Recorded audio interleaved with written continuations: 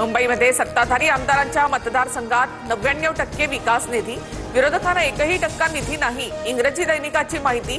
1076 कोटी रुपये सर्वाधिक वाटा भाजप आमदारांना, तर शिंदेच्या आमदारांना 372 कोटी निधी। सदानंद दाते 3 जानेवारीपासून राज्याचे नवे पोलीस महासंचालक म्हणून पदभार स्वीकारणार। विद्यमान पोलीस महासंचालक रश्मी शुक्ला 3 जानेवारीला निवृत्त होणार। नववर्षाच्या पार्टीसाठी हॉटेल बार पहाटे 5 पर्यंत सुरू राहणार। राज्य सरकारचा GR जारी। ध्वनी प्रदूषणाचे नियम मात्र कायम लागू असतील।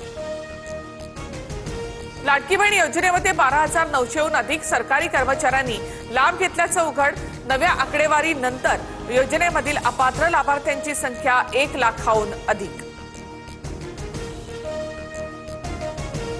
जपानला मागे टाकत भारत जगातील चौथी मोठी अर्थव्यवस्था। भारताचा GDP $4.18 ट्रिलियन वर। आगामी 2.5 ते 3 वर्षात भारत जर्मनीला सुद्धा मागे टाकेल, सरकारकडून विश्वास व्यक्त। मुंबईतील हवेची गुणवत्ता खराब स्थितीत। हवा गुणवत्ता निर्देशांक 133 वर।